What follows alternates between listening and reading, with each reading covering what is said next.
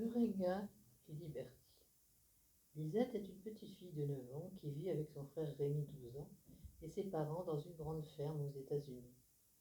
Leur ferme est en pleine nature, éloignée du village Solande. Dans leur ferme, des poules, des lapins et un âne aux grands yeux doux appelé Sidou.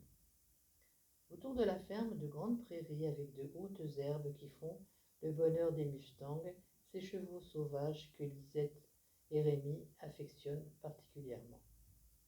Pour aller à l'école, Lisette et Rémi sont obligés de prendre leur bicyclette. Ils longent la prairie et arrivent souvent en retard parce qu'ils s'arrêtent pour observer les chevaux. Ils ont repéré une horde de mustangs, toujours la même, qui revient en ce lieu. Lisette a donné un nom à une jument toute blanche, Meringa, et Rémi à un cheval marron à taches blanches, Liberty. Ces deux mustangs ont attiré leur attention, ils sont toujours agambadés et se poursuivent en jouant alors que les autres restent groupés.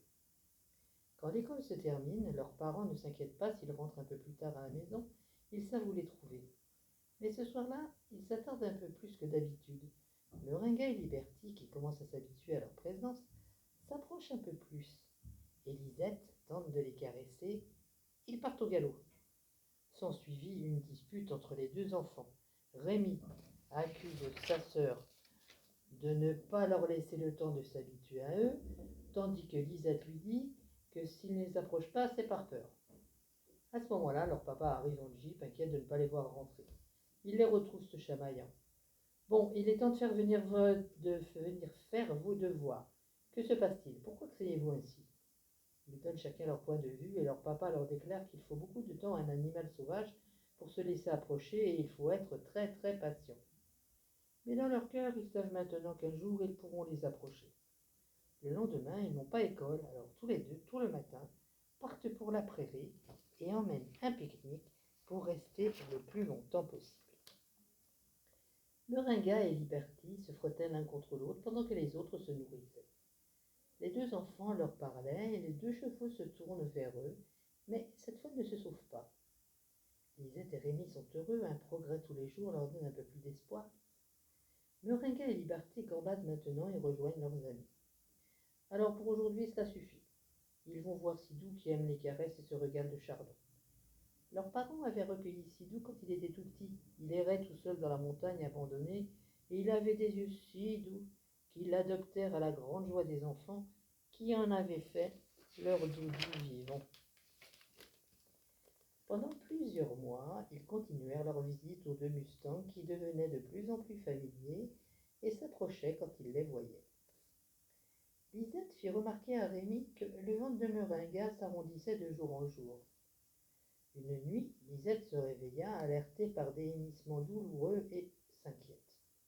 Elle réveille son père et avec Rémi, ils prennent la voiture en suivant la direction des cris de la jument. Liberty, à côté d'elle, hennissait également et ne savait que faire.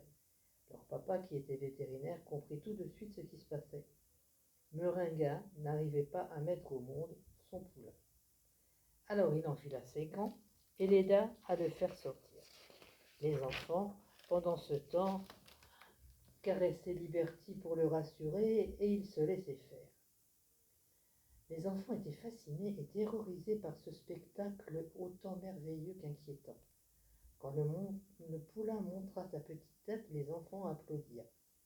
Sa maman le léchait pour le nettoyer.